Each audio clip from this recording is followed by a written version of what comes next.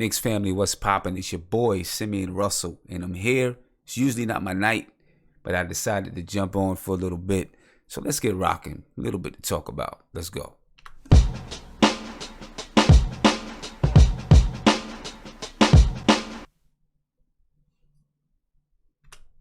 What's poppin', y'all? I'm here. I'm jumping on. Not on that long. I just wanted to jump on a little bit and talk to you guys. See what's popping with you tonight. I hope you guys enjoyed Tommy D last night. I know I definitely did. He had a lot of good reviews for the show. He had a lot of good reviews for you guys. He was excited to talk to you guys. And he felt honored that you guys gave him so much love, man. You know, he felt honored that you guys gave him a lot of love. So definitely give him a lot of love. Keep giving him love. Ed, EDP's dad, you said you thought live streams were not on Mondays. You're right. They're usually not on Mondays. It's usually on Sundays, Tuesdays, and Thursdays. But I just decided to jump on tonight. I'm still going to be on tomorrow night. I just decided to jump on and talk a little bit. You know, I guess I was bored. Wanted to bump my gums. Talk a little bit. But actually, to tell you the truth, I really wanted to test out this, Google Hangouts. I'm trying something new besides Skype so that I don't have to continuously hear the Skype over and over and over again over top of people talking. So I decided, might as well stream it and test it out live. Can't do any better than that, right? And I'm actually working on a new system altogether. Working to getting a new system all together. Just a whole new streaming system. What I got now is good, but I want something better. Trying to constantly upgrade, constant elevation. You know what I mean? So I decided to jump on and see how this works for me. See if this works the way that I want it to work. Hopefully it does. It's not going to do everything that I want it to do, but it's going to get me through right now. You know what I mean? Keto Savage already says open up the line. Jeez, we just got on, bro. Can I get a couple of words in? I'm definitely going to open up the lines, though. You know what I mean? I'm going to open up the lines so we can get some words in, let you guys talk. You know what I mean? Yeah. Tommy D, you said TBK was the spot back in the day with Tommy D. Yeah, Tommy D was the man. He still is the man. He's cool. I like that guy. He's real cool. You know what I mean? So I'm going to, hopefully I'll get on Tommy D's podcast sometime or another, and me and him get a chance to, talk it up on his podcast, because I enjoyed the conversation with him last night. You know what I mean? But yeah, I'm using you guys as guinea pigs tonight, so don't feel bad. Using you guys. I'm testing it out on you guys. You know what I mean? Sorry about that, but that's the way it goes sometimes, I guess. But what do you want to talk about tonight? One thing I want to talk about is who's going to go. Who is going to go?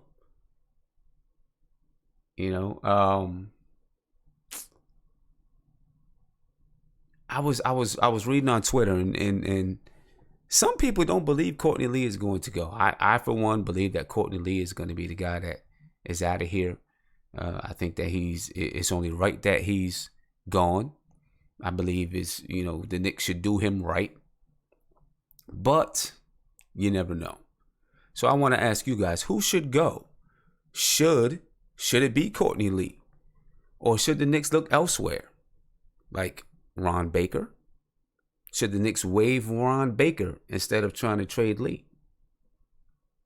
Which one do we get more benefit from? We can probably, maybe, I don't know. Tommy D said last night, we may need to give up a first to trade Courtney Lee. If we have to give up a first round pick to trade Courtney Lee, I'm not with it. You know what I'm saying? I'm not with it. I just don't think that's the way to go. If we have to trade Courtney, if we got to give up a first round draft pick, I'd rather keep him. It's $12 million a year. I'd rather keep him. You know what I mean? Ron Baker, he could be one.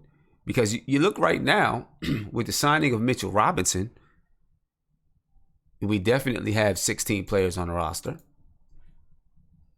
right? And someone's got to go. There's still, I guess there's still a little bit of money left, and maybe they're still looking. I hear that they want to bring in a bruiser, right? They want to bring in one of those guys that can, just rebound the basketball, or a veteran big that can rebound the basketball.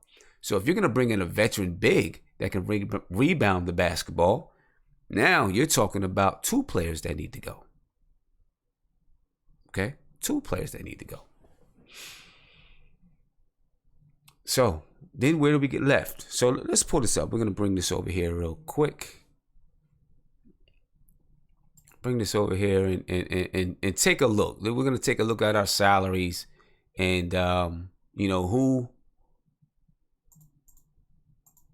who deserves to stay and who deserves to go. All right. So just taking a look at it here. Where we at? And that's Kanter. That's one player. He's on the roster. His salary, his contract isn't up until 2019-20. Joakim Noah, he's on the roster through 2019-2020. Okay? Tim Hardaway Jr., he's on the roster. Courtney Lee, right now, he's on the roster. Lance Thomas on the roster. Kristaps Porzingis, of course. Ron Baker, his contract ends this year. So does Inez Kanter. I didn't mean to say it goes to 2019-2020. Ron Baker's ends this year. Moutier is on the roster. Frank, Kevin Knox, Troy Williams, Damian Dotson. Okay, we know Trier and Isaiah Hicks are 2-way players. You got Mitchell Robinson, Luke Cornett, and Mario Hezonja. That's 1, 2, 3, 4, 5, 6, 7, 8, 9, 10, 11, 12, 13, 14, 15, actually, right now then. Right? So then we're actually at 15 right now. So then maybe we're good, unless they want to sign another player. So maybe we don't need to move anyone. Guess I was mistaken, unless there's something somewhere that I'm missing. But, well, I guess forget that Kylo Quinn is gone, right? So 1, 2, just to count again, just to be sure. 1, 2, 3, 4, 5, 6, 7, 8, 9, 10, 11, 12, 13, 14, 15. So we're at 15. So then no one does have to move. We're at 15. If we plan on signing a power forward, another forward that can rebound and those type of things, then the roster will have to get shortened. Right? And if that's the case, who goes? I think it's either going to be between Baker or Lee, clearly. Between the two, it's hard to say. Yeah, I think I've explained to you all before that I really do believe in having a triplet of veterans on the team. So if you look right now, you have Courtney Lee, you have Lance Thomas. I wouldn't mind having another veteran. I've been on the books saying that I wouldn't mind having Jarrett Jack. Doesn't look like Jarrett Jack is going to be back. That's okay with me too. That is perfectly fine with me as well. If we are going to get another big, hopefully it's someone who, like Fizdale has said, is someone who can be serviceable, but is not going to take time away from the young guys. Not going to take time away from the young guys. Obviously, that's important.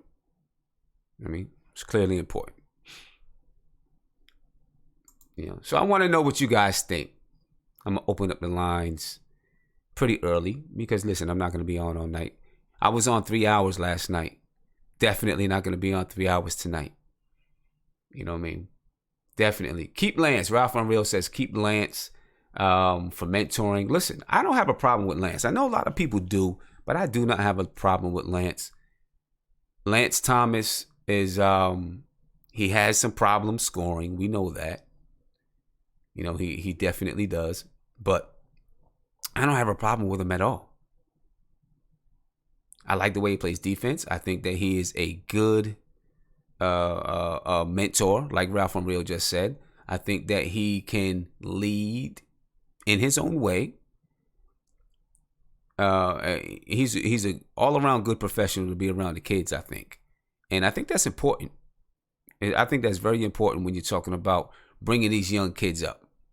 Bringing these young kids up. One thing that I think a lot of people underestimate, and I'm sure you hear it all the time, but I think people underestimate the power of having players in your locker room that can police the locker room without the coaches having to step in. That to me it's a bonus when you have those kind of guys that can lead and not have to step in, help keep the locker room in order, help teach the kids how to be professionals. That's important. You know what I mean? That's something that Lance Thomas does. And if you're trying to build the culture that Fizdale says he wants to build, then I think Lance Thomas is going to be necessary. Or guys like Lance Thomas is going to be necessary. You know what I mean? That's just my opinion of it. I'm going to open up the lines. I know I just had one person call in. Wasn't ready to open up the lines yet, but I got the lines open. Give me a call. Let's talk. I want to hear what you got to think about. Who will go? Who should stay? Is there somebody out there that we need to pick up that's going to knock one of these guys off? You know, come talk to me a little bit. And in the meantime, while I'm waiting for a call to come in, I want to remind you tomorrow night we have Harry Rubenstein from Chat Sports that's going to be on with us. He'll be on for about 20 minutes or so. You know, I expect to have a pretty good conversation. And then Thursday night we got Fro Magnum. You know, so I expect it to be good. On the line, and we got RJ on the line. What's poppin', RJ? How you feeling? What's going on, Seth Russ? How you feeling? Make me call you back. That's all right, man. Yeah. I seen your call, man, and then but you know I was still talking. So yeah. What do you think, man? I was with you last night for a few hours. I wanted to get in early too because I ain't gonna be on all night either. But I just wanted to ask. But yo, good conversation, good show. I'm always with you. I'm always with all y'all, man. Appreciate it, man. But I was going to say something about last night, but I just wanted to ask right now because a lot of the comments is about us, about Lance, and you know, because you just brought up Lance, and I think he's a good contract for us that he comes off next year $4 million, and he's a leader. You know what I mean? In his own way, he's a leader by action. I don't think that we should be focused on that. I really think that a lot of people have, and I like their Courtney Lee. What you said about Courtney Lee, but I think a lot of people have it mixed up about who we have to get off the squad. And one thing that you said earlier, bro, and I know that people want, because I saw it as far as our execs, they want us to bring in some kind of a rebounder because of, you know, veteran style who's going to be able to help us in the glass and help our young players. I think that's what Enes Kanter and Noah are doing already. I don't know why we have to bring in somebody to do what we already got two people who we really aren't trying to develop. We just need them to be there, kind of. And Noah, obviously, we need to get him off the books, but we're just not. So everybody got to go easy on trying to get Noah off. Nobody's going to take that. We don't need to spread him. Let's eat it. Next year, let's eat that money, and let's just be totally free of them when it's time for them to go and let them play his role this year. I don't think we need to bring in nobody. Good counting. We got 15. Let's keep our 15. We don't even really need to trade Courtney. You know what I mean? What do you – like, I wanted to ask you a question. Mm-hmm. And I heard you say that, you know, on Twitter earlier and other people that you were talking to said that, you know, we don't need to trade Courtney. What do you think? Do you think we need to trade Courtney? I think, my personal opinion, I think we should trade Courtney Lee. One, I don't think that. Listen, I don't have a problem with keeping Courtney Lee. I really do like Courtney Lee. I do. I like Courtney Lee. I like the professionalism that he brings. But in the situation that we're in, I feel like Courtney Lee is he's going to take minutes away from guys that really need the minutes. We're not going to win. I think Courtney Lee needs to be on a winning team. I think he needs to go to a team that has a chance to make the playoffs, maybe has a chance to win a championship. Trust me, I fully understand what you're saying. We got 15. We got a squad. We got a squad together early. Let's rock with them. Let's try to build something. But looking down the line into the future, we don't have a roster, in my opinion, that's going to win anything next year. I don't think we're really going to contend for a playoff spot. I think that we maybe in the beginning of the season, we do like we did last year. We come out, we play well for a little while, we play hard, and then defense. I think this year the defense continues because of the type of things that that Fizdale and those guys are going to be implementing. But then I think eventually the experience, the strength, the little nuances of the game that veterans understand, that guys that have been in the league understand, it's going to come into play, and we won't make the playoffs. And I think it's going to be more important for some of our young guys to get the minutes that Courtney Lee would be taking up. I think that's going to be way more important than having Courtney Lee on the roster. And I think for Courtney Lee is what, 32, 33 years old. Yeah. I think it's just time for him to be on a team. He went to the championship his first year in the league as a rookie. Hasn't been barely back to the playoffs since, maybe a couple times with Memphis or something. I'm not sure. I just think it's time for him to be look towards the championship. And if I'm the Knicks, I try to do right by him instead of just keeping it. Right. And Courtney Lee's a professional.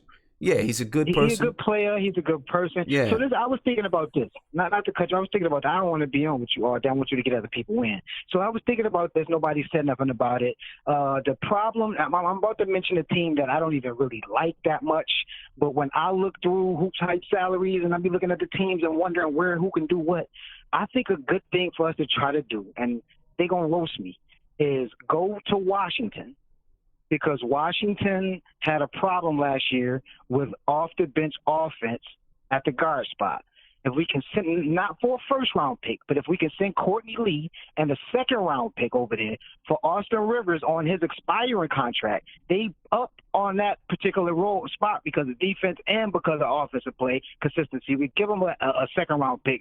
We take because I think his contract's like $10 million. And you know what I mean? If we can pitch that, I think that would be a good idea. Or anything or anybody like that would be the only reason I would trade Courtney Lee. Mm-hmm. And earlier, I heard Tommy D from last night for the first-round pick. If we shouldn't trade nobody on the roster with a first-round pick.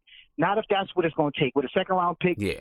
All right. If it's a swap and it's heavily protected, all right, but it's got to be some kind of crazy circumstance. Otherwise, let's trade Courtney Lee for one thing and one thing only. That's an expiring contract. And otherwise, we should keep him because we need the same thing on our bench that everybody's going to need a Courtney Lee on their bench, which is a veteran ball player with defense and a committed attitude towards what Fizdale is going to put out there. Because that ain't going to trend down through Tim Hardaway. We need it to trend down through somebody. And last thing I want to say before I go, bro, is we gotta start Trey Burke at the point guard next year. We gotta start Trey Burke at the point guard next year. I don't hear it enough. I don't see it enough. I think he made enough of a mark, and as long as he do good in pre-ball, end of the season, we should start him. Unless Frank threw a belly up on what he did last game, which I don't see that keep coming. But the defense is constant with him. Yeah. But I don't see him doing that again offensively confident. Yeah. So that's me. All right, we'll see. Hey, you heard what Fizz said. Eat what you kill.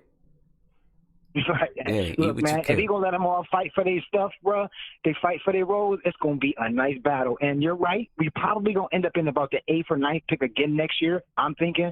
I don't want to. I need us to win games, especially against teams that's above 500. We need to show that we can beat those teams. I don't think that we're gonna win that many though. So everybody thinking that we might make the playoffs, and they haven't. Yeah. Well, we'll see what happens, man. Hey, RJ, appreciate the call. Definitely no doubt, appreciate the call, bro. Be with you, man. Good show. Definitely appreciate it. Peace. Yeah, listen, you know what? I really do like Courtney Lee. I do, and I understand what RJ is saying about Courtney Lee. He's definitely a good locker room presence.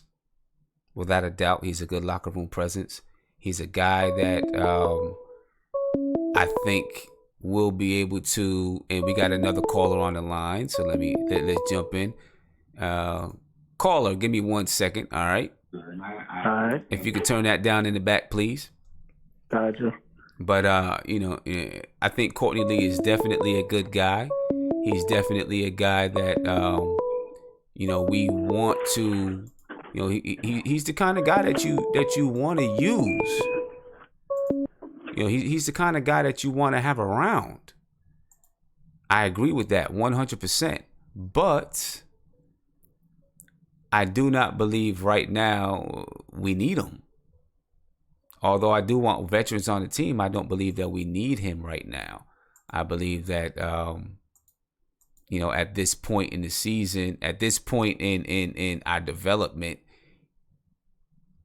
his minutes are going to be better used with our young guys. I mean, that's just the way I see it. It's going to be better used with our young guys. So we'll see. We'll definitely we'll see how it goes there. If you can trade him, I don't know. We'll see what happens. Tommy D seems to think that we'd have to give up a first round to trade him. If that's the case, I guess he stays because I'm not giving up a first round to trade him. Who's on the line? Who do I have on the line? Oh yeah, this is Kilo. This is Kilo. What's going on with you, man? So I was just thinking about what you were saying about Courtney Lee. Mm-hmm. I think we can trade Courtney Lee with a second round pick. I mean, we don't really need Courtney, but I think we should keep Joakim Noah though. Like you said earlier in the live, he was like saying that how Joakim Noah, how he you were saying how we need a big man that could be productive. I think Joakim Noah could be productive on the Knicks team. Okay, so you think Joakim Noah will be productive next year? Yeah, I think so. I think we have to keep Joakim because we'll be short a big man because, like, say if you start Mitchell and you start Kanter, then who else is coming off the bench? So you need another big man. So you can't cut Noah unless you replace Noah with somebody better. So it's not too many good big men in the league. I think you keep Noah, You have to keep Noah. Noah is going to be a key piece off the bench. You have to have another big man because, like you said, Mitchell hasn't been playing in a year, so he's going to need a breather. So you have to get other guys to come in, another big man. So you can't cut Noah. So I see Baker. Yeah, you cut Baker. You should cut Baker though. You should waive Baker, not cut Baker. Now my question to you is this: Fizdale has said that he wants to bring in a big man that is going to understand his role. Right, he wants to bring in a big man that's going to understand that he's not going to play. Right, he's he's there basically for an insurance policy and to help mentor these young kids. Okay, exactly. Is Joakim Noah willing to accept that? I think Joakim. Yeah, I think he will. I think he. You know what I'm saying? He grew after the Jeff Hornacek thing. It's not like Joakim Noah is not going to get burned. He's just he's not going to finish the game. But he has to come in there and get some minutes because, like I said, they don't have enough big men. So you got to get Kanter a break. Mitchell somebody has to get a break. So either way you put it, Joakim Noah is going to get playing time regardless. But he's not going to finish the game. Okay. Because, what I'm at, the reason why I ask is because, Joakim Noah is trying to reclaim his career. Just like last year, he wanted to reclaim his career. He's trying to reclaim his career now. Is he, is he going to be content with just 10 minutes a game? I mean, he has no choice because how are you going to get another contract? You have to prove yourself that you are able to play a role. You have to play a role to get another contract. So if he wants another contract, he has to pretend or something just to show that he's worth another contract, because other teams not going to like the way his attitude is. You have to have the right attitude if you want another contract. So you're right about that. You 100% right about that. 100% right about that. I agree with you there. So we'll see what happens. Listen, if we end up rolling with these 15 players, I'm cool. You know what I'm saying? I'm cool too. I mean, Ron Baker. I don't know. Maybe he plays right under Fizdale, but I think we could get some. We could replace Ron Baker with a veteran. With a vet, okay. Yeah. Now this is the thing. That, looking at Ron Baker's contract, Ron Baker makes $4.5 million this year, and then of course he doesn't have a contract next year. So the Knicks might want to keep him around so that his contract can come off the books, because in 2019, 2020, they plan to be players in free agency. So if they do trade him, they're not going to take we need on Kyrie. if they do take him, they're not going to take on anything that's they're not going to take on a contract that goes past 2019, 2020 if they trade Ron Baker. I think Ron Baker, they're probably going to. He got hurt last year. I think they're going to keep Ron Baker. I think they're going to keep him, and his contract expires next year, and then call it by ear next year. But hey, great call, man. Great call. Right, Very good points. Tim, Go ahead. Yep. Can I say one more thing? I think like Frank. I know he's still young and all, but I think next year pick, we have to go with a guard, because I don't see Frank as an aggressive scorer. Like, I think he's gonna try, but it seems like it's not comfortable to Frank to score a lot. I think we should get another like a shooting guard or point guard, and if we could get Kyrie along with it, that'd be good. Like somebody like a Colin Sexton. We need somebody that used to attack and that's trained to attack. We need another attacker. So if we could get Kyrie, that's good. So yeah, that's what I want to say. Okay. All right. Hey, I understand your point. Definitely. What's your name? My name is Marlon, but you can call me Kilo, like you said earlier. Okay. Hey, thank you for the call, bro. I appreciate it. We'll be on tomorrow night. Make sure you join us tomorrow night. All right, got you. All right, peace, man. Have a good one. You too. Well, and of course, we heard about Frank, and we're going to continue to hear it about Frank, ladies and gentlemen, all the time. We're going to continue. We're going to hear it about Frank. People want to see an aggressive guard today. That's the way that the league is today. There's no doubt about it. People want to see guards that can penetrate. People want to see guards that can go get it. I, for one, I do not believe that's the only kind of guard that's out there. Got another caller on the line. Yo, what's up? How you doing? Who's this? It's Noah. Noah. What's going on, Noah? How you feeling? I'm good. How are you? Good. So what's your take? Give me your take, and then we're gonna move on to the next topic. All right. And so give me your take on who you think should go, and then while you're on the line, we'll move on to Eat What You Kill. All right. I'm gonna talk about Jarrett Jack. A lot of people saying people should let him go because like there's so many point guards on the squad. But the reason why I think we should hold on to Jarrett Jack, yes, he might be old, but remember, this dude helped develop Kyrie Irving, Stephen Curry, and he's like been patient all year. Even when we like took him out of the starting lineup, he still warmed up with our players. He was a great veteran. He always helped out Frank. You could tell like he's a great like player coach. When he's on the bench, he helps out all the players. He just sets a great example for the team. And if he could like somehow be part of like the training staff, like a shooting coach, I think that would really help out our team a lot. Okay. Now, see, my thing with one, I mean, Jarrett Jack's just not on the team. There is really no keeping him because he had a 1-year contract. His contract is up, and he's a free agent right now. He's an unrestricted free agent. He can go wherever he wants. The Knicks, from what I see, the Knicks probably haven't even called him. But I do agree with you. I understand what you're saying. I do agree with you. I think that Jarrett Jack was very good for the team, very good for our kids, is the kind of leader and professional that you want around. But Jack he's gone. He's gone.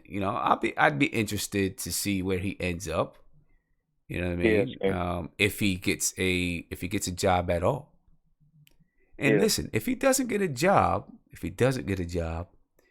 if I'm Fizdale, if I'm Steve Mills, Scott Perry, I would really, really consider bringing him in as a developmental coach, as a guy that can work with our point guards.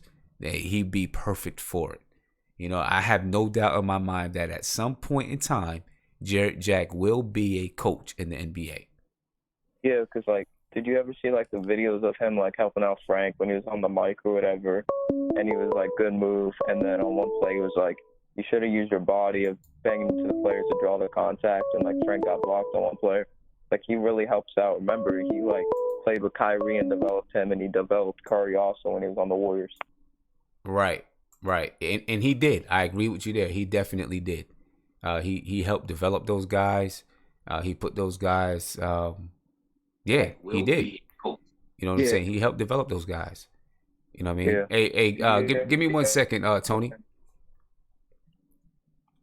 Yeah, he definitely helped develop those guys, and it would be nice if he could be part of the New York Knicks organization, even if it's as a coach, you know, and help develop our young guys there. You know, okay, so I want to get to the next question with you before you get out of here. Eat what you kill. How do you feel about Fizdale's philosophy? Eat what you kill. How you feel about it? I like it that he's like giving the whole team a competitive spirit or whatever. Like, I wasn't the biggest fan of Jeff at all when we first signed him. Honestly, I wanted. I lost you. Hey, my buddy there, give me a call back. I lost you, man. Give me a call back. Give me a call back. If you get a chance to give me a call back, give me a call back. Hey, Tony, I see the video, but it's kind of choppy. I'm not sure if it's gonna come through, man. Can you hear me okay? I can hear you. I can hear you. All right. I mean, I could take the video off and just do the voice. I mean, I don't have the video up on the screen, so we can hear your voice pretty good. So what's your philosophy on this? Eat what you kill. What's your philosophy there? Well, first off, Yo Black is time. Shout out to the chat. Without a doubt. You know, eat what you kill. That's a great philosophy. That means you gotta go out there and earn your food. Mm-hmm. If you're hungry, you gotta go get it so you can eat it. Go kill it so you can eat it. I don't think there's not much more you can really say. Like, no spot is gonna be given. Everything's gonna be earned. I don't care if you making 71 million or you making 1 million. If you want to play, you gotta earn it. And Clever for sure. And my bad, Clever for sure just corrected me. He said, keep what you kill. Same thing to me. You know, keep what you kill, eat what you kill. You know, pretty much the same thing. But hey, I'm with you, Clever. Yeah, you know, I'm with you. But still, you know, it's the same philosophy. You know what I mean? It's a hunter's philosophy, a hound dog's philosophy. You go get it, it's yours. Don't let nobody take it from you. Right. You know what I mean? You want it, you gotta go get it. Yeah, and listen, I like it. I really do like it, and I hope that he's putting that kind of hound dog mentality into these guys. You know what I'm saying? You know, because I think, you know, I don't think Jeff Hornacek did that. You know what I mean? Absolutely, he didn't do it. You know, and he didn't have. I don't think he had the mentality to be able to do it. I agree 100%. You know what I'm saying? I don't think he had the mentality to be able to do it. It just wasn't his. That's just not what he was about. And I think that Fizdale will be able to put that in these guys. You know what I really love about it is we're gonna probably see the best Burke we've ever seen before. We're gonna see the best Moutier we've ever seen before. We're gonna see the best out of a lot of these kids.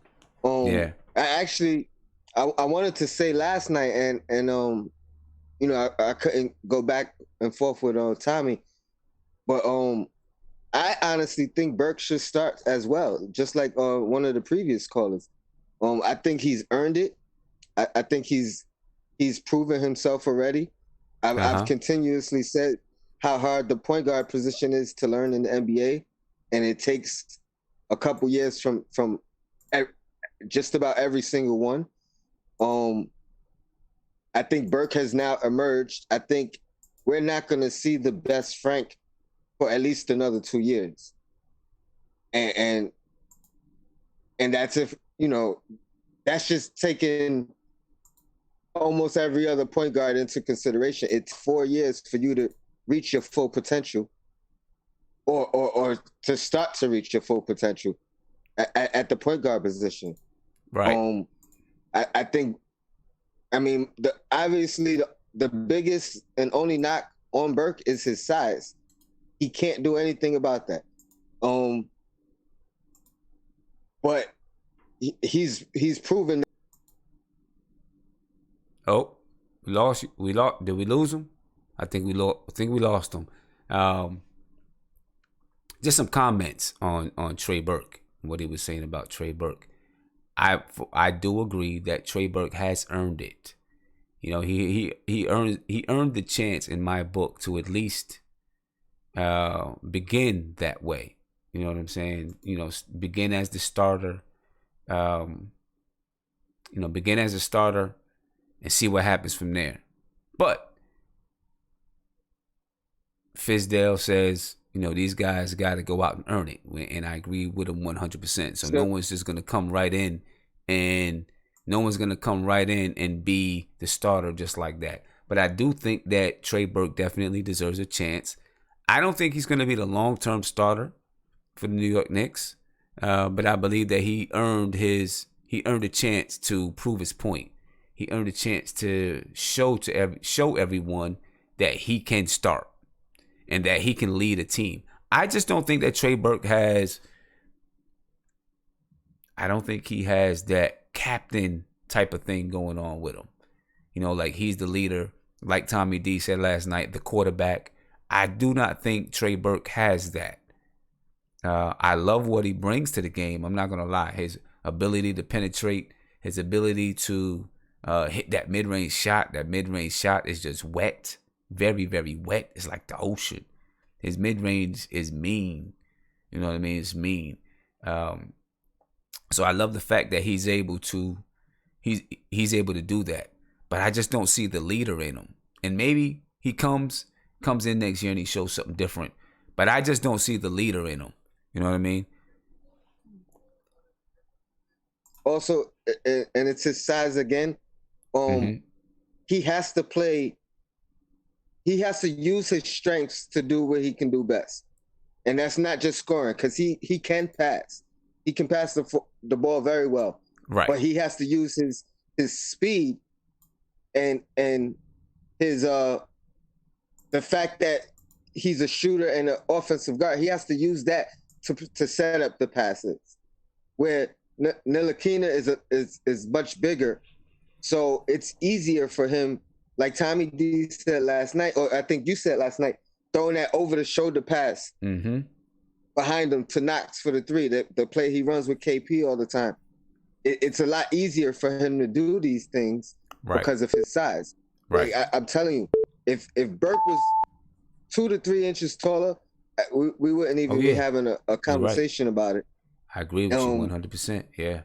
But again, I don't say he is or isn't the long-term future, but I think he's definitely deserves to start, split the minutes up with him and Frank, and whatever other combo situation you want to run afterwards. Okay. Because I love the fact that everybody else is a combo guard. They can go either other place. And you can argue that Burke's a combo guard as well. He just doesn't have the size. I hear you there. Right. Yeah, I would agree with you there. He's a combo guard, but he just doesn't have the size. That's his position by nature. That's what he is by nature, for sure. Another thing I wanted to touch up real quick is the Joakim Noah situation. It's definitely not as much as a priority to get rid of him now as it was.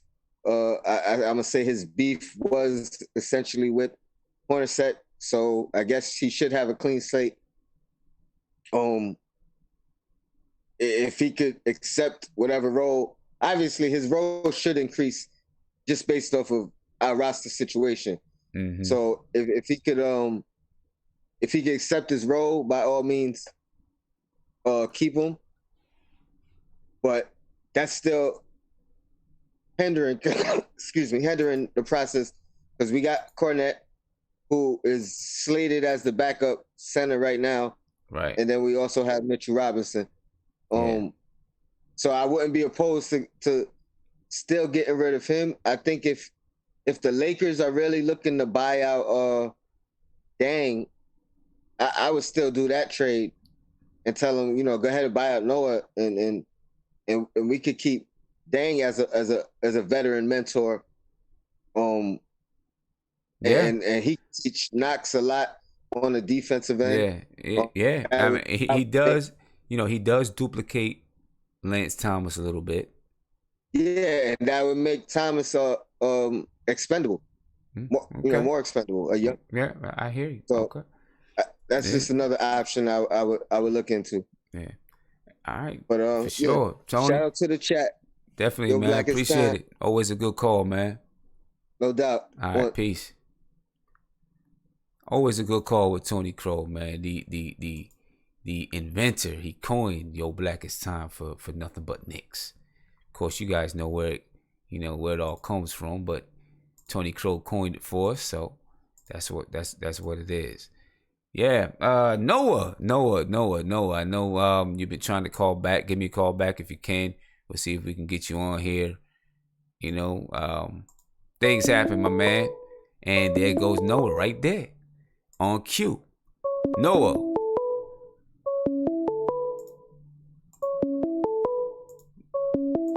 Noah, you there? Yeah, what's going on? Hey, what's going on? Oh, is this Noah? No, it's not Noah. Nah, this Carlito from Detroit, man. Carlito, what's going on, man? How you feeling? Man, I'm feeling good, man. It's my first time calling in, man. I love your show, man. I'm out here in Detroit, but I'm originally from New York, so I'll be happy to hear, what you're doing, man. All right, appreciate it, man. Definitely. Hey, but I always wanted to say one thing, man, because I keep hearing people talk about Frank, and listen, I like Frank like the next man. I'm a dedicated Knicks fan, 110. But you know what? Let's be for real. Frank's not a starting point guard in the league. We don't gave think him so? shots. He's 19 right now. Like, I remember when you're 19, you may not be at your potential, but at least you got the groundwork laid out. You understand, like, saying that the player's going to be this type of player. And from right now, Frank, if the best case scenario to me is looking like he's going to be a great person for us off the bench. It'll probably be like our backup two guard in the future, something like that, because he's just not aggressive enough. He can't go to the hole. He even looks nervous when he's out here shooting. And I've been rooting for this dude the entire time since he's been in the league. I just that first summer league game really just kind of threw me for a loop. And then even yesterday's game, he did better than he had been doing. But the point was is that it looked forced. It didn't even look natural for him. Well, he was forcing it. I mean, he shot 50%, but he was forcing it because that's not what he does. That's not how he plays the game. I think that he has the ability to be a starter in the league one day. No, not this year, probably. We'll see. Some people think he might. I don't know if he's going to be that this year or next year. You know what I'm saying? But I think sooner or later he can be a star. I think just defensively, even if his offense doesn't get to the point where he's scoring 20 points a game, I think defensively he's going to be the guy that it's hard to keep him off the floor. Kind of like Tony Allen. He was one of them guys. You couldn't keep Tony Allen off the floor. Best shot for success is I think Frank's best shot success is that he grows a couple inches when he gets a little older. And maybe that we can move him comfortably to like the 2 or maybe the 3. Because I do kind of see that Scottie Pippen, Kawhi Leonard touched on, but because he just don't have the handle or the aggressiveness, I just don't ever see him as our starting point guard. We need somebody that's going to really, with the type of players we got, we need somebody that can slice into the defense and be able to, we got great shooters, and we need somebody to be able to open that up for us. And Trey Burke is maybe a temporary fix for us, but long term, I don't know if Frank's that guy. Okay. Hey, you know what? I understand what I get what you're saying about, because Frank's never going to be that type of slashing point guard. He's never going to be that. I don't see that in him. He's never going to be that kind of point guard that is going to cut you up and get to the basket. He does have some explosion ability. We've seen it from here and there. I just don't think he's ever going to be that kind of a point guard. That's not the way he is. That's not his game. That's not his mentality. And listen, my thing is this. If he ends up being a key piece off the bench, I'm okay with it. I'm cool with it. Yeah. Right? I'm and cool I with don't it. hold nothing against like the front office on, because if you think about it, this is really Phil's pick. Uh-huh. So, I mean, and he's with us. He's family. You know, I'm going to always support Frank. But, you know what I'm saying? I'm just not drinking the Kool-Aid that he's our starter. Okay. And, one other thing, too, man, is I will tell you, is I'm hearing people talk about bringing back Jarrett Jack back. Mm-hmm. Yeah, we can bring him back. He could be our janitor, or he can clean up the locker room. Ain't no way that he should be stepping on the floor for us, man. We got this youth movement going on. We need to keep that flowing. Well, I don't think, because listen, I'm not gonna lie to you. I was in support of bringing him back, not as someone who's gonna come on the floor and play 20 minutes a game, but as just a locker room leader. No, he does not need to play. The same reasoning I'm saying we probably need to trade Courtney Lee is the same reason why I don't think Jarrett Jack would have needed to play. These young guys need time on the floor. They need to be on the wood. They need to be on the court playing. But I just think that Jarrett Jack he was a great while he was there, and when he went to the bench, when Hornacek finally put him on the bench, he was a great teacher for those young guys, a mentor for those young guys. And when you look at Frank Young, he needs a mentor. Trey Burke, with his, he's had a rocky start to his career, kind of needs someone there to keep him grounded. He's done a good job of doing it himself. If you know his story, he's done a good job of, just coming back from where he was after being traded from Utah. He was at a low point, and now he's come back. And, and to have someone like a Jarrett Jack there, I think, in your corner, not to be on the floor, but be in your corner, coaching you, in your ear, telling Frank to be aggressive, telling Trey when he needs to take over or be that leader. I just think it's more important. It's more important than the coach always being the one. You got to have some players that can do it. That's my only case for Jarrett Jack. But if he's a coach, I'm cool with it. I mean, he's probably not going to come back at all. You know what I mean? Yeah. No doubt. You know what? And I mean, one thing I will say is that, I appreciate what Jack brought to the table for us. But just, I think that right now, especially with Frank in particular, right now I think we're in a spot where if he is going to develop, we got to throw him in the fire. We got to really see what we got this year with him. Yeah. I agree. Throw him out there. Throw him out there. See what he does. All these guys, man, throw him out there, appreciate the man. time, my brother, man. And, Appreciate it, man. Let's hope Frank pans out. You know what I'm saying? Let's hope, man. Hey, I'm looking forward to you calling again, bro. No doubt, fam. Take care. All right. Peace, bro. Yeah, and I just seen who's Mark. Call in and talk about this Google Hangouts crap. What you mean crap? Download Google Hangouts and talk to me, bro. What's up? That's all you got to do. You know what I'm saying? That's all you got to do. All right. Who do I have on the line here? Yo, who you talking to? Simmer. Who got the keys to the Beamer? Yo, what's up? Peace to the chat. What's poppin', man? Who's this? Yo, this is Karim. Hey, what's going on with you, bro? How you feeling? Yeah, we trying something a little bit new here. You know what I'm saying? Trying something new to see how it works. I'm trying to. I do have another system that I'm on the verge of purchasing, but it's to keep things cost effective. Right. You know what I mean? I'm trying to see what other systems I can use. So right now, you guys are guinea pigs. I'm just testing this out to see how it's gonna work. Because with Skype, it was hard to cut that ringer off, and even here, it's a little bit hard to cut the ringer off. I think maybe doing a little bit better job. I'm not sure, but right. That's the setup now. So I'm using you guys as a guinea pig with these with the Google Hangouts. I got you. Trial and error. You gonna get it. Yeah. So I see. Yeah. Oh, go ahead.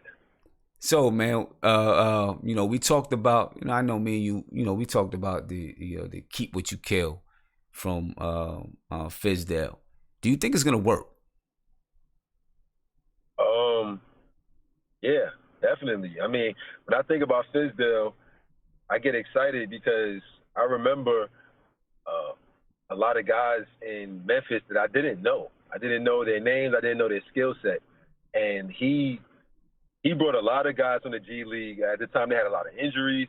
And he was a Michael Green, something like Mm-hmm. that. He became a player.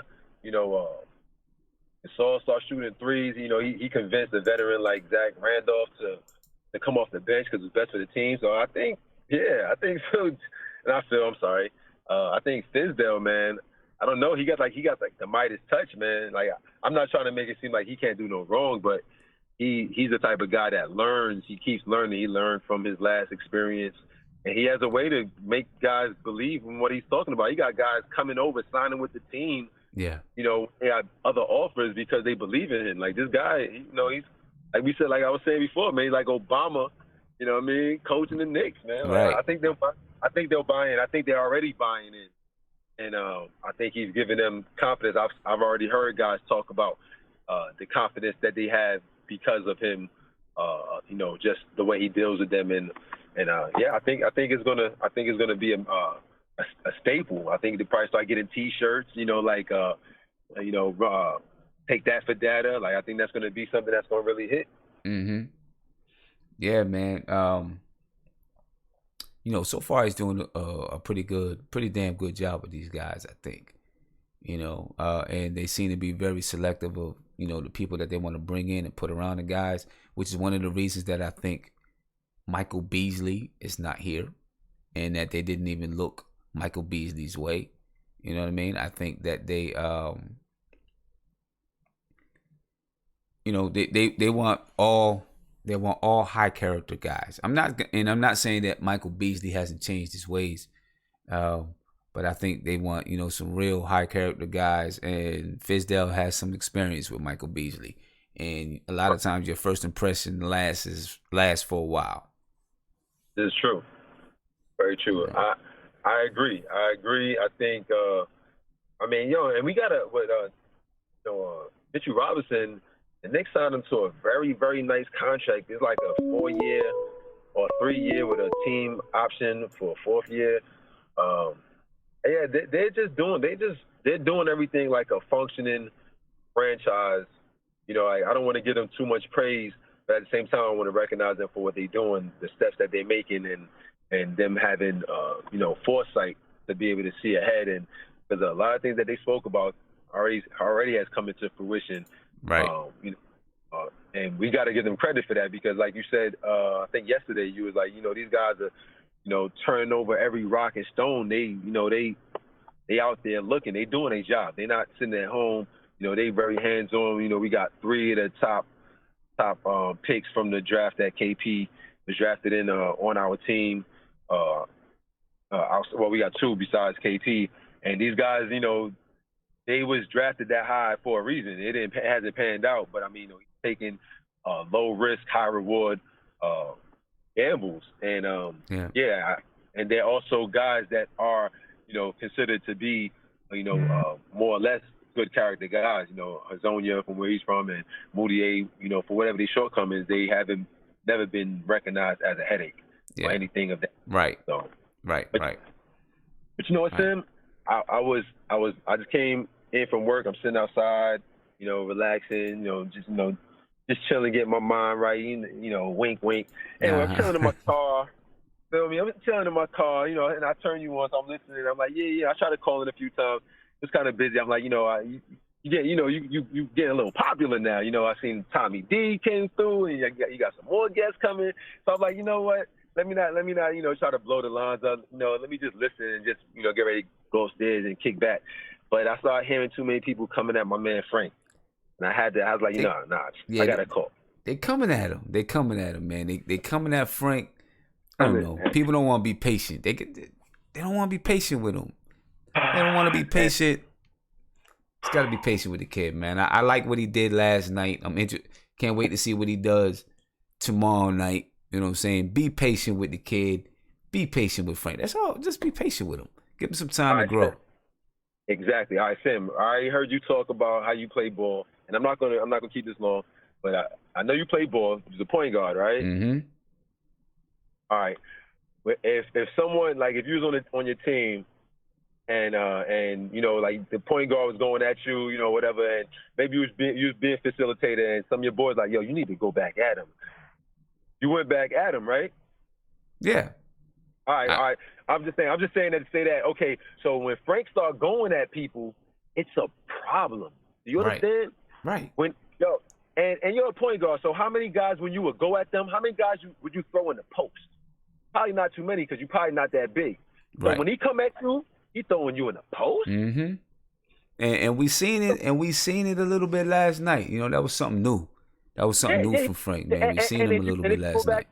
And if you go back and watch the play, he came down and he started backing him down from like the foul line. Like he got in position, like okay, and start backing him down like on some big man. Like, see, the thing is with young guys, when you play basketball, you on the court in practice you do all types of stuff, but on the court when it's time to play, you do it. You play and you do moves that you know works. So now what Fizdale and what his teammates and what the word is, is okay. So now he's listen, this is the second summer league of his second year. He didn't play summer league at all last year. I'm not saying that to you. I'm speaking to all the people out there. Yeah. Mm-hmm. So now, second game, he's coming in and he's like, all right, you know what? Let me do some things I've been practicing. Let me do so. This is the development of an 18-year-old. Right. So when you get like 23, 24, you have a repertoire because you tried them and they worked. So now he's trying things on dudes in the summer league, and it's a problem. When he came down one time and just like he did like a little hezzy, and then he kept going, and like the dude just had to back out the way, and he just went and just like shot off the backboard. You know what I'm saying? Like he's coming down, spin move, shooting over guys. So now he's trying things that he hasn't tried. He's trying things that he's been working on, and you know, building his confidence that way. You know, I see some of these guys in the chat, Kilo Savage, you know, just saying Frank does not have it. Listen, you don't know what he's 19 years old. He got drafted into the NBA for a reason. He was going to get drafted whether the Knicks drafted him or not. I can guarantee you that. You know what I'm many saying? Quiet as kept. Frank is a hot commodity. Quiet as kept. There's a lot of teams. Right now, if the New York Knicks said, we will give Frank up for trade, we will put him in trade offers. Exactly. Teams will be on him. I can guarantee it. Hey, Kareem, man. Hold on, let me just say one more thing real quick. All right. To shout out to Tony Crow, you know, Black is Time for sure. That I like that because that's, you know, New York State of Mind stuff for people that don't know. But what I'm gonna say is, I gotta say, I don't think Trey is gonna be the starter because Fizdale already mentioned how much he loves length. He keeps saying it. He won't stop saying it. He's not shy. He's gonna give Frank every chance, I believe, to be that starter because he has that length. Yeah, he does like length. Anyway, yeah, he does. So, yo, man, peace of the chat, man. Yo, keep doing your thing, man. I like Appreciate how you it, bro. flipping it and making things work through the conversation with Tony D and Tony Crow. Is like, you know, I see you trying to work everything out, man. Yo, man, big ups to you, man. Yeah, it's gonna work. It's gonna happen. I'm gonna get it right. Yeah, man. Let your passion, you know, take you to the highest mountains, man. We here, we supporting you, man. We love what you're doing, man. Yo, peace of the chat. Black is Time. Nothing but Knicks, baby. Peace, baby. Peace. Peace. Yeah, a lot of Frank haters, and listen, everybody, appreciate all the love for sure, man. Appreciate it, definitely. Much love to all of you as well. Craig, I got Craig Holder on the line. What's popping with you, Craig? How you feeling, man?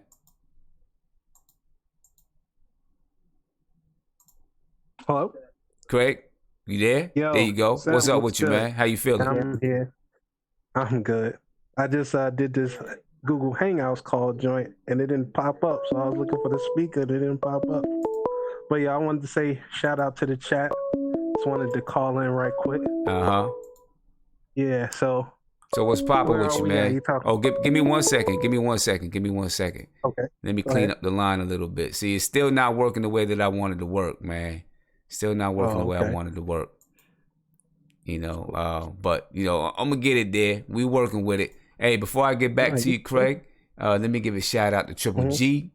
Triple G said every time you jump on, I get excited to watch the show. I really appreciate everything you've done for us. Keep it up. Shout out to Mark. I appreciate it, Triple G. Thank you for joining me every time that I'm on the show. I appreciate that.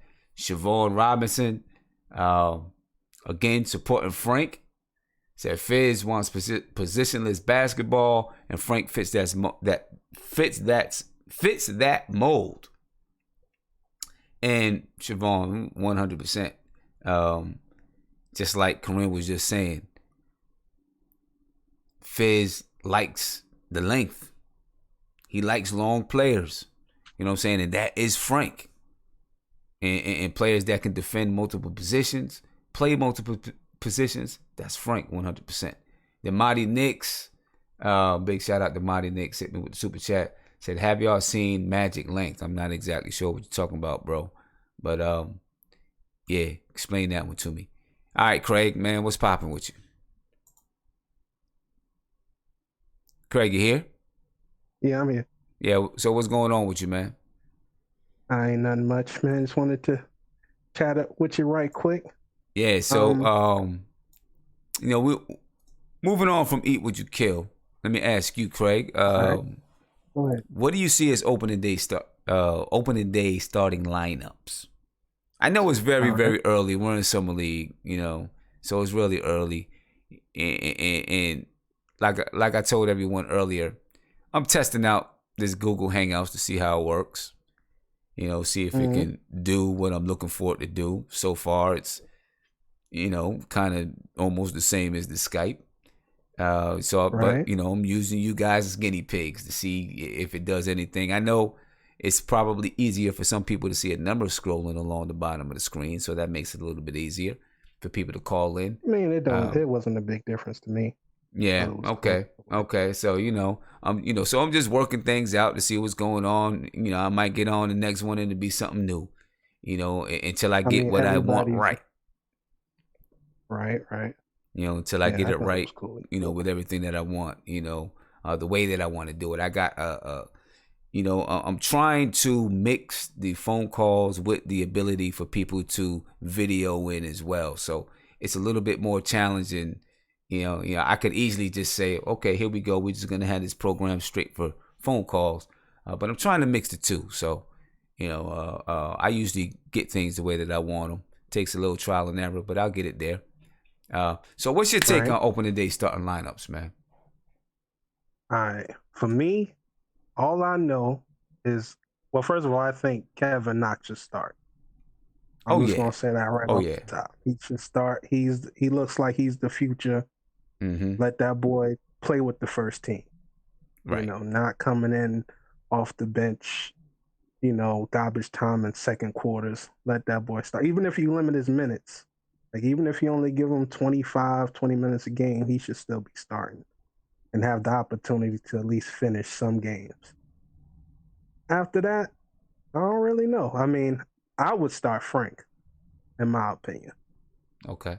But, you know, other people, you know, and they've been going at Frank pretty hard too. Yeah. And looking at the summer league games, right? Like even when Trier has the ball, or in the second game they played that other guy off the bench. The New York Knicks offense looked horrible with them two dudes controlling the offense. But once Frank came in, not only did he control the offense, but they play much better on defense too. And if you can lock down as good as the NBA guards are in this game today, if you got somebody who can come in the game and actually enter. Oh, Craig, still there?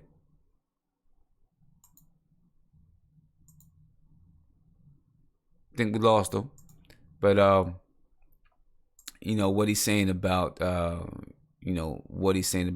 Frank, I think is very true. And, you know, Craig, give me a call back. Matter of fact, I'll try to, you know, I'm going to try to get you back on the line. But I think what he's saying about Frank is true. You know, we do have a lot of people. We got a lot of people coming at Frank. A lot of people coming at him, man. And, you know, I think, you know, you gotta give Frank, you gotta give the kid some time. Give him the time to do what he can do. Give him the time to develop the way that he can develop. You know, if we don't, we're gonna be missing out on something. in my opinion. You know what I mean? That again. You know, Thank but goodness. you know, it is what it is. We'll see what happens. I got Isaiah, my man Isaiah, on the line. Wasn't the first guy today, but that's cool. What's happening with you, man? What's popping? I was at the gym. Sim. My bad. You know, black health. That's what's up. I know you didn't. Wasn't even expecting me to be on tonight. You know, I'm usually not on Monday nights anyway. I was mad at you, Sim, because I'm like, dang, I was mentally preparing not to talk to you today. I was like, dang, gonna just watch some summer league games and enjoy it, but you had to pick it up. So I was like, dang, man, I gotta hurry up at the gym, get online. But it's all cool though. Yeah, I just decided to jump in, man, just to I decided to jump in and just do something. And actually I'm testing out this Google Hangouts. You know what I mean? So I can see what's going on with it, see if I can work it the way I want to work it. You know what I mean? Because I don't like everything that Skype is doing for me. But I think there might be another system that I get that's gonna work the way I want it to work. But what do you think is going to be the Knicks starting lineup? All right, this is the start. This is going to be the start. Look at it. I got it. Okay. It's gonna be Frank. Tim. Okay. Knox. Super Mario. And we're gonna end it off with take this for data, Mitchell Robinson. Whoa, going with Mitchell Robinson, huh? You know what I think? I think Fizz is gonna make a statement that he's gonna go with you keep what you kill. I think Mitchell's gonna surprise a lot of people, and I think it will be. I'm gonna say this: the second to last game of the preseason, we're gonna see the starting five. I think he's going to experiment the first couple games, but I think the second to the last game is going to be the starting five. And I think Mitchell is going to beat out Kanter because we all know, even though I love Kanter because he tries, but Mitchell Robinson is going to be a better defender. Okay. So I think he's going to go with Mitchell. So do you think that see, my thing about that, I think that Mitchell Robinson is not going to be strong enough. I don't think he's going to be strong enough right now. I think he's, you seen it in the summer league a couple times. He got, just easily pushed back. And these are rookies. These are rookies that pushed him back. He got his butt kicked tonight. I was happy he got his butt kicked because he needed to see it on film of what he needs to do better, Okay. But that honestly just comes with strength. He just needs to get his strength. Yeah. Hey, Craig, are you still there? No, he's not there. I get what you're saying. I definitely do. I think that, but I still think that I don't know. I just don't know if he's going to have enough strength to be able to honestly, do it. That's my surprise. But I mean, most likely it probably will be Kanter, but that's my surprise. I just wanted to spice it up a little bit. Yeah, I gotta be a little drama. I'm ready for you and Who's Mark show because I gotta be the happy medium guy in the middle between you two. Between who? Me and Mark. Yeah, I gotta be the happy medium guy between you two. When we it's gonna be first take part 3. It's gonna be 3 of us because I gotta be the guy in the middle. You always need the big black guy in the middle to calm everybody down, let everybody know what's going on. You gotta let them know. But it's gonna be good. Hey man, I was talking to your son today, man. I was talking to your son. I was talking to him on Snapchat. I'm looking at your granddaughter. I'm like, yo, this is Simeon as a girl. Ain't that something, man? I was laughing with you. I was laughing with him because I'm like, yo, bro, your dad got the strongest genes I've seen ever. I'm like, all three of y'all looking like, man, but she's beautiful, man. She's adorable, Appreciate it. Man. Thank you, man. Thank you. I still can't believe I'm a grandfather. You know what I mean? I'm looking at him. He said he's the same age as me. I'm like, oh man, my daddy would have got the belt real quick. But yeah. That's funny. All right. Appreciate the calls, everyone. Appreciate the calls. Keep them coming in. And see, I'm having there's a few things going on with this Hangouts, man. You know, got some things look like they're getting dropped and whatnot. But hey, you know what? We're doing what we're doing. And let me tell you who I think is gonna start opening day. Starters opening day. Or let me tell you who I want. Let's say that. I'll tell you who I want to start. I want Frank to start. I want it to be Frank, Tim Hardaway Jr., Kevin Knox, Mario Hezonja, and Enes Kanter. So that's kind of a mix of who I want and who I think. Okay. I probably would want to have Mitchell Robinson over Enes Kanter, but I'm not sure if he's going to be ready for it. So that's why I'm going to say Enes Kanter. You know, so I'm just going to go with Frank. I'm going to go with Tim Hardaway. I'm going to go with Mario Hezonja, Kevin Knox, and Enes Kanter. You know, that's who I think is going to be our starters at the beginning of the season. We'll see. We'll see what happens with it from there. Nicholas Gay, what's poppin', man? How you feeling? Hey, what's up, man? I actually didn't recognize your voice. It's a little bit different from when you use Skype. Oh, my voice? Yeah. Different. You know, I'm testing the two out to see, and there's no better way to test it out but than to do it live to actually see how it's gonna work.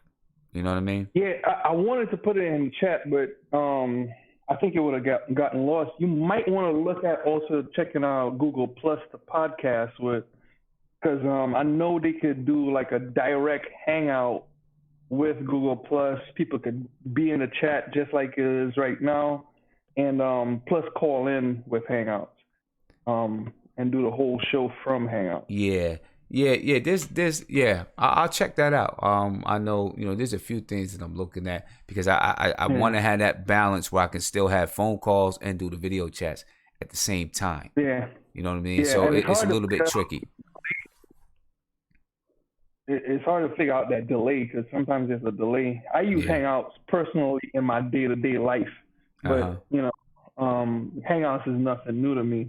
But I see a lot of YouTubers, they use Hangouts for podcasting, and they do the whole show from it.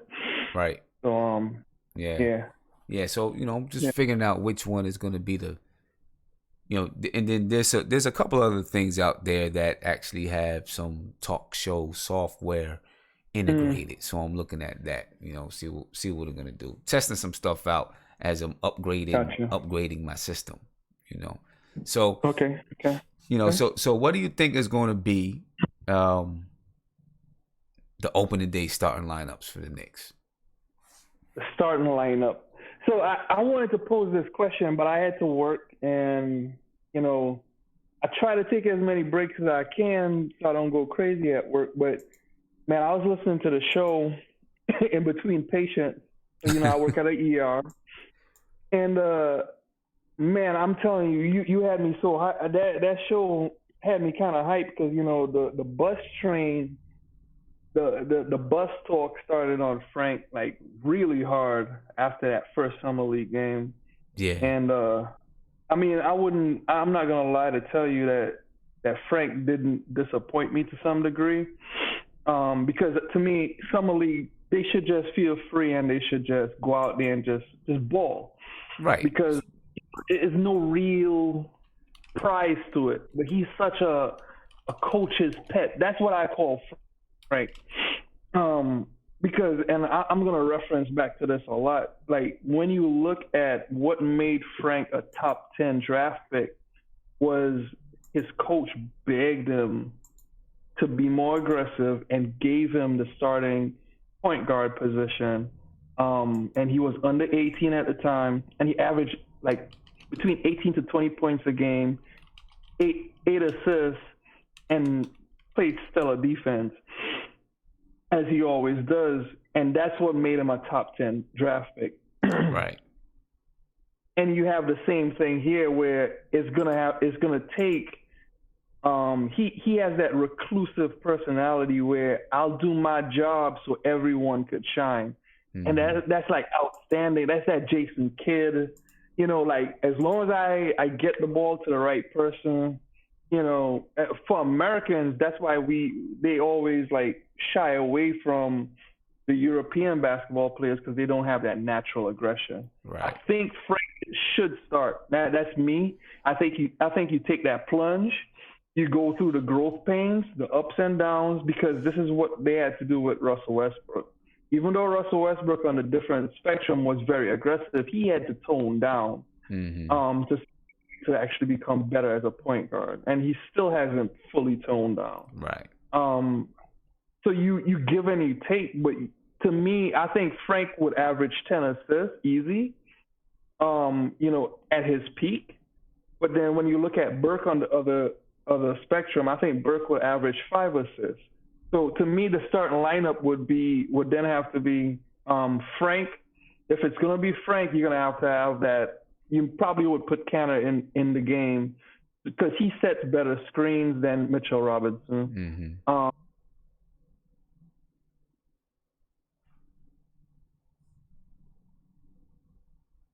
You there? Nick Gay, you there? Nick has left the call. So see, there's something going on with this Hangouts, man, and it's not working for me. It's not working for me. I'm gonna have to get Nick back on the call. So I'm about to give him a call back because it's not working for me. You know what I mean? The calls keep dropping out. And Nicholas Gay, man, give me a call back if you can.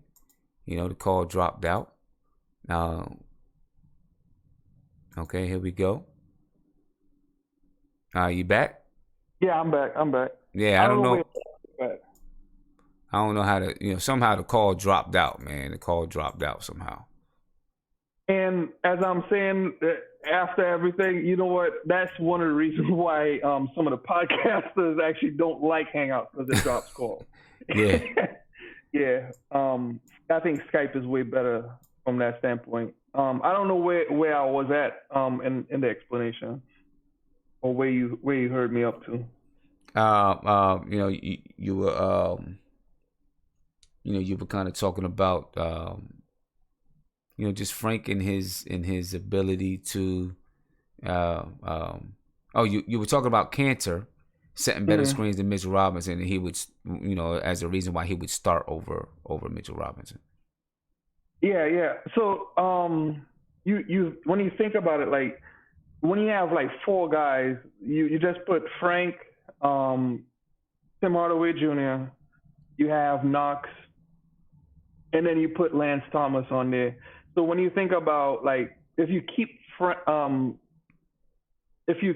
Kanter in the back of the defense, then you're basically just saying, okay, just try your best to protect the rim. 4 layers of defense or 4 guys out on the perimeter are going to they're going to be good to pretty good at keeping guys from penetrating to the middle, and it'll be easier on Kanter to actually react because like Frank, he gets through screens pretty well. Everyone else, they play decent defense on the perimeter, and then like Kanter could be your one weak spot. If you flip the script and say Trey Burke was the start, then Trey Burke and your center would have to be Mitchell Robinson because he's a better natural defensive player than Trey Burke. So it's kind of like you pick your poison. Yeah. It's either your point guard is the weakness or your center is the weakness. Okay. And everyone else in between, we could just fill the gaps with what we have because they're decent enough. Okay. Yeah. Hey, you know what? I mean, those 2 areas, right there, Frank and as Kanter, I believe those 2 should be the starters. Then, Tim Hardaway, Kevin Knox, Mario Hezonja. That's my group right there. So you like Hezonja? Okay. Yeah. Do you think Hezonja could play that good? Like, if you had to choose Lance Thomas, which would be more defense, Hezonja, which would be more offense, I mean, which one would you choose then? Because, you don't want to give up too many points.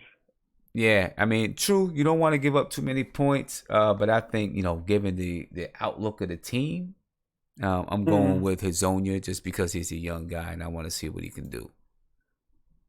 Okay, so you just experiment the whole way through. Yeah. I want to see what he can do. So let me ask you this: like, okay, what's his name? Jerry Stackhouse. You remember his defensive philosophy was to defend the 3-point line and defend dunks and layups. Yeah. And everything in the middle, you just give up because they're inefficient shots. Mm-hmm. I question with our team if that is the philosophy they'll just adapt, because to me, I thought that's what Derek Fisher said when his defense was out there. They defended the 3-point line pretty well. They defended the basket pretty well, but gave up the mid-range shot. And then when what's his name came in as coach, Phil Jackson's crony, he basically just said defend the middle, always drop back.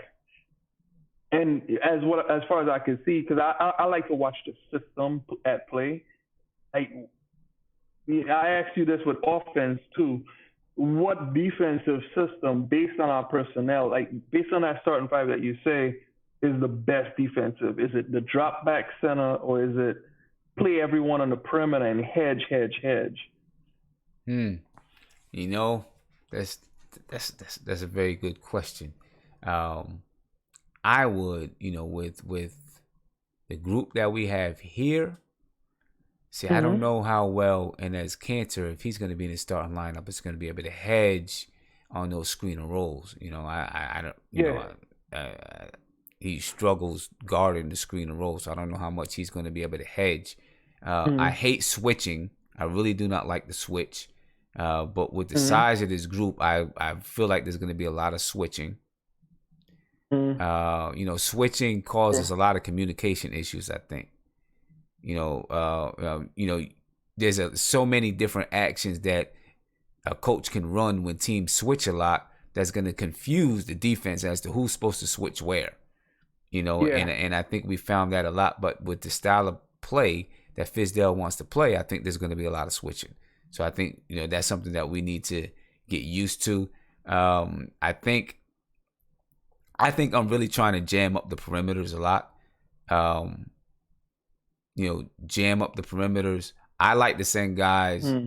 If you're out on let's put it like this. If you're out on the wing, on the sideline, well, the type of defense that I play, I trap along the sideline. I try to trap in the corners, and I try to trap along the sidelines. I hate to give up the baseline, right? If we aren't able to trap, I try to send people into the teeth of the defense where there's help. So I try to push guards to the middle where there's help. Okay. Unless we're trapping on the sidelines. So, but then I know this might hurt the show because everyone might be tuning out now. But like from this philosophy, like when you give up, well, let's say someone steps up to the middle, right? Then you're more susceptible to the 2-pass away shot, right?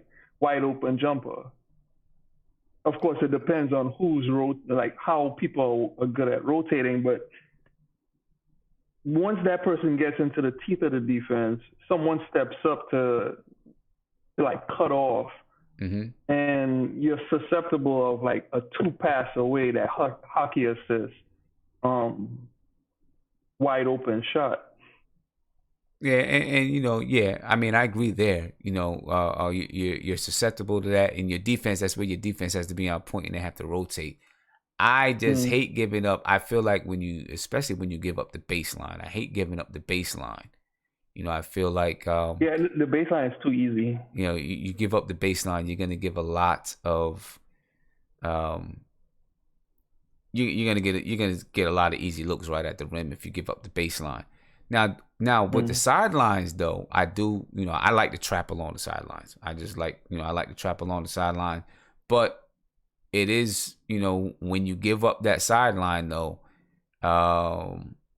You know, a lot of times your players get caught behind if you're not really cutting that sideline off, and I know what he's saying. He wants to push him to the sideline, right? Because you got an extra defender over there on the sideline. But if that person beats you and gets around you on the sideline, then you're in trouble as well. So it's, I guess we got to look and see what our defense looks like, and they'll probably make a call from there. Yeah. Hey, Nicholas. I love it. But yeah, go ahead, man. Yeah, no, great call. Love talking basketball and strategy, man. Appreciate it. Appreciate the call. Yeah, no problem, man. Catch you next time. Yeah, definitely. Peace out, man. Good call. I like talking basketball and strategy. And it might bore some people, but, I really do like talking strategy. Before I get out of here, let's talk about front office grades. What do you guys grade this front office so far? I think this front office so far is doing very, very well. I think that it's been an excellent front office so far. You know what I mean? So far, I think we've done everything right. Now, are there going to be some mistakes that come up? Without a doubt, there's going to be some mistakes that happen. Some mistakes are going to come up. But I think we've done a lot of things right. So far, I'm giving the front office an A. I give them an A so far. You know what I mean? I think we've done a lot of things right, and I think they deserve it. We got a lot of time left, without a doubt.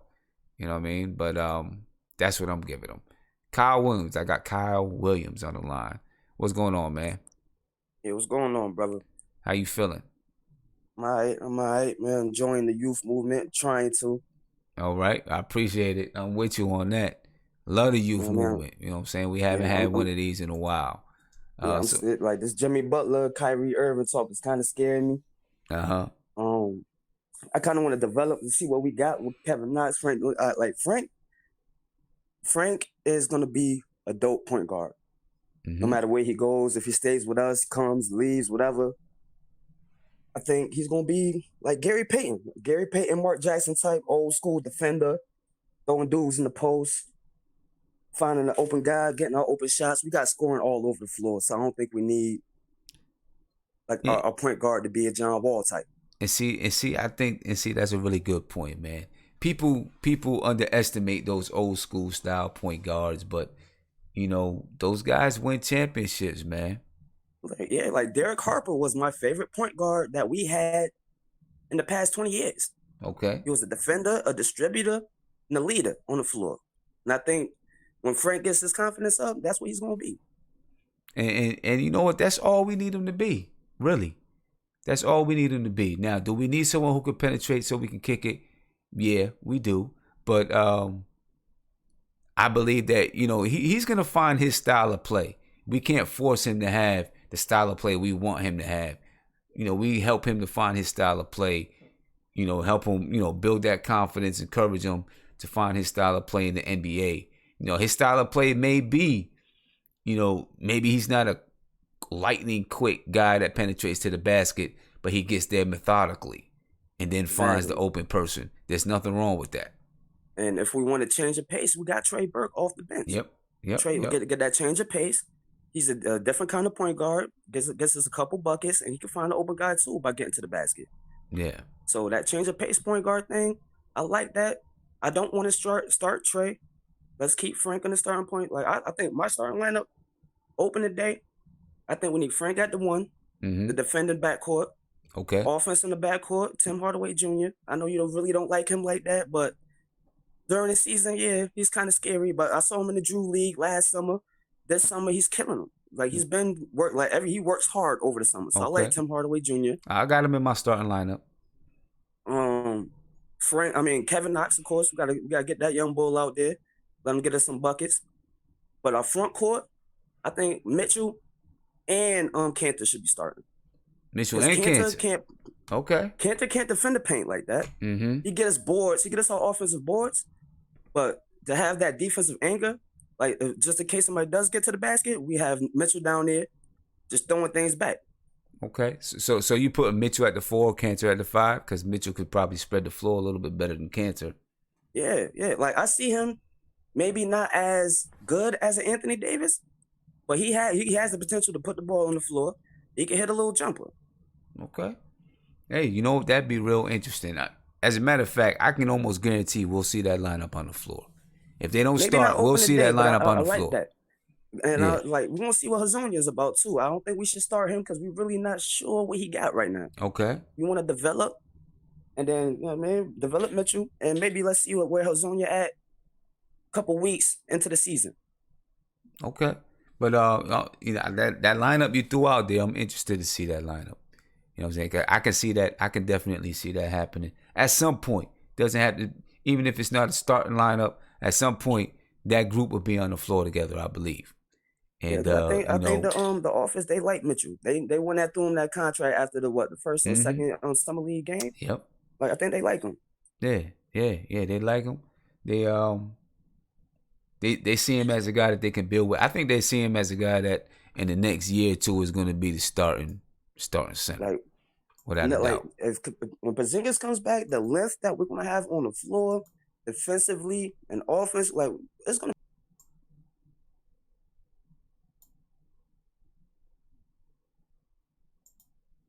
Another drop call. Yeah, these Google Hangouts ain't working too well. Hey, Kyle, give me a call back, man.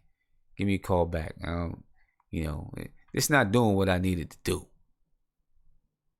know what I mean? Got a good caller coming on, and then, the call drops out. That's a problem, Google Hangouts. You know what I mean? That's a problem. Not unless I'm doing something wrong. I don't know. I don't think so, though. I'm just sitting here listening. You know what I mean? Just sitting here listening.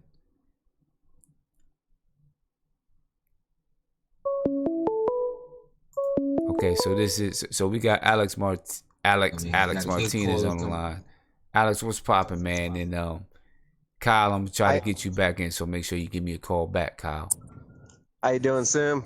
I'm chilling, man. How you feeling? I'm doing, man. I'm out here working, just trolling around, just listening to the chat, man. So you guys are on a good topic. Yeah, definitely. Hey, I think Kyle, you there? Yo. Hey, Kyle, hold on for 1 second, all right? I got you. Hey, go ahead, Alex. Do you want to let him talk and I'll just call back? No, go ahead. You there? Yeah, we'll get him back on. Real quick, Sim, I just wanted to read some stats to you. Okay. Give me 1 second, all right? Let me pull it up.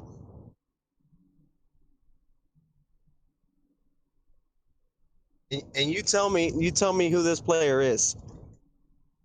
All right. Year 1, 2013, 2014, 6.8 points, 0.8 blocks, 1.9 assists. 2014, 2015, 12.7 points, 1 block, 2.6 assists. 2015, 2016, 16 points, 16.9 points, 4.3 assists, 7 rebounds. 16 and 17, 22.9 points, 8 rebounds a game, 5.5 assists. 2018 was an MVP candidate or All-Star candidate, 26.9 points, 10 rebounds, 5 assists a game. You know who that player is? Who's that? Giannis? That's Giannis. That's Giannis. Yeah.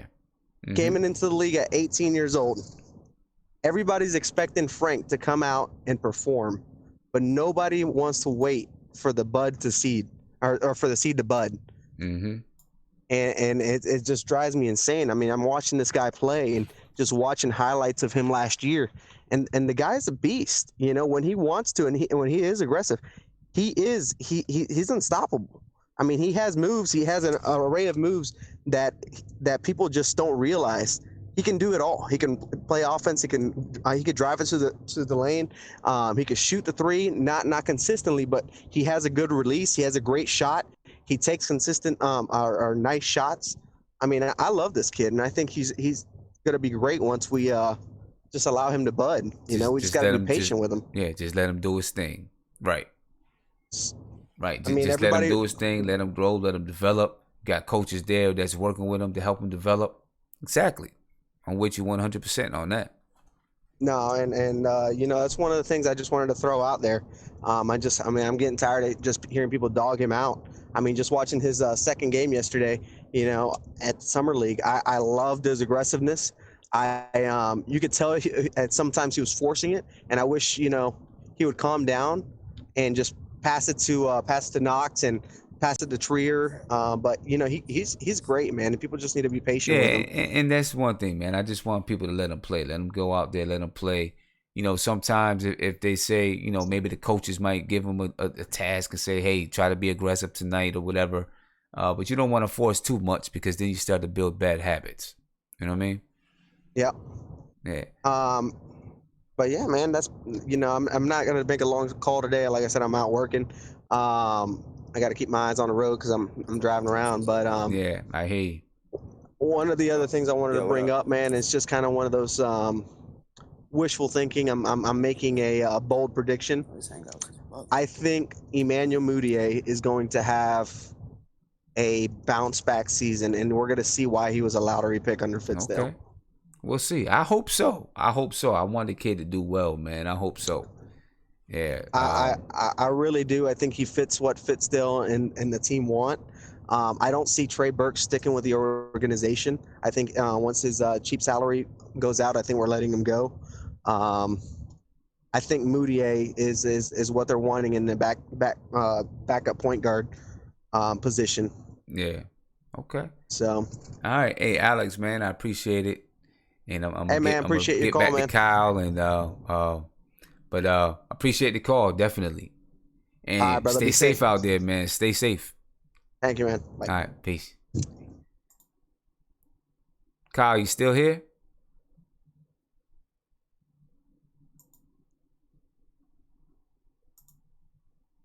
Yeah. Looks like he's off. I think he'll call back though. But yeah, it's been a lot of hate for wrong screen. There we go. Been a lot of hate for Frank. You know what I'm saying? A lot of hate for Frank, and we got to get it back. You know what I'm saying? We got to get it back. Support the kid. Kyle, you here?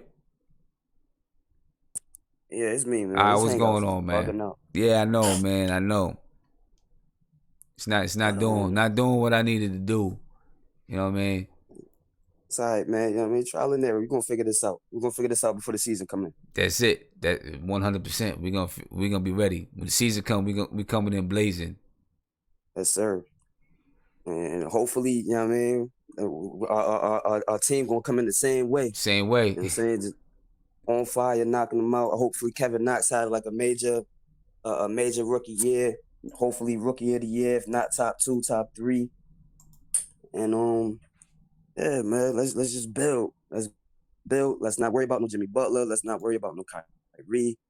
Let's just stick to what we got. Stand pat. Hopefully we're gonna develop, and if Frank end up being somebody they want to get rid of, we'll get a good piece for him because everybody know where he gonna be. Yeah, that's it, man. And listen, I think honestly, Kevin Knox, like you said, he's got the ability to be rookie of the year. I mean, he don't have to be rookie of the year, but he's got the ability to be rookie of the year. Oh, he's gonna eat food. He's gonna eat a lot of food in the NBA. Yeah, like you see how athletic he is.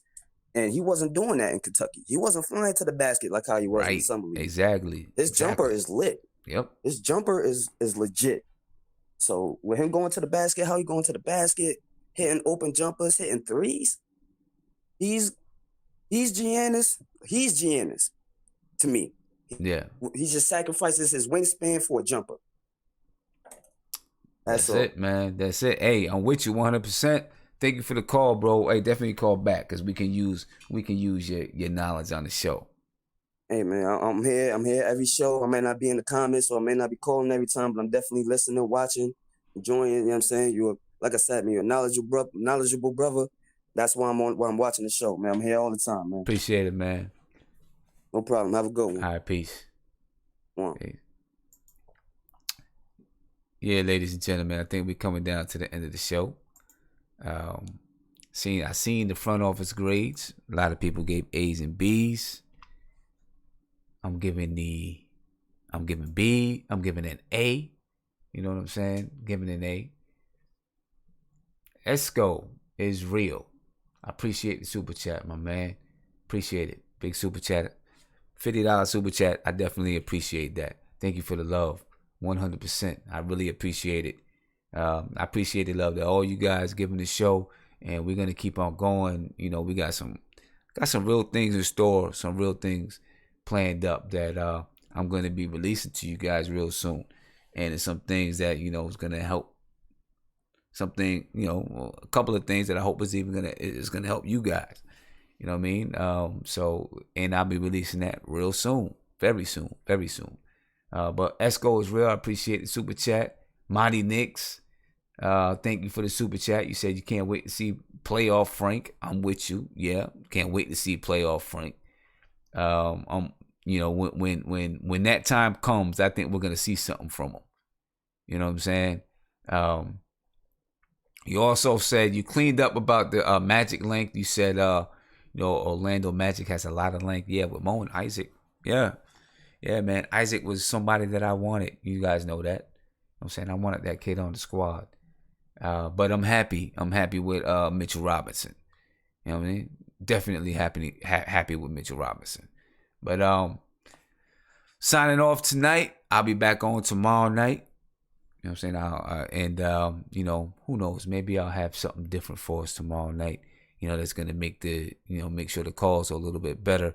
Like I said, you guys were guinea pigs for me tonight, testing it out, seeing what's going on. Thank you guys for being gracious and sticking with me while we're testing and getting everything right, because with some of the things that we want to have that we got coming up, not that we want to have coming up, some of the things that we have coming up, we got to make sure everything is perfect and doing it the way that we want to do it. So thank you very much for being on with me, and I'll see you guys tomorrow night, 10:30. Again, Mr. Rubenstein is going to be on the show from Chat Sports, and we are we're going to talk it up for a good 15-20 minutes. All right, and then we're going to get to you guys and let you guys say your piece. And hopefully we have a good summer league game tomorrow night. Be easy. Get some rest. 12:42 in the morning. Get some rest. Get to work tomorrow. Be ready for the stream tomorrow night. Peace. Yep. There we go. Now it's peace. For sure. Listen. If you enjoy the show, please subscribe below. Ring the bell. You get a notification anytime that I go live. Join me tomorrow night at 10:30 as we welcome Mr. Rubenstein from Chat Sports. Big YouTube channel. Chat Sports. All right. And Thursday night, Fro Magnum. Sunday, guy from I can't think of his name right now, but anyway, join us anyway, and I will see y'all then tomorrow night, 10:30. Peace.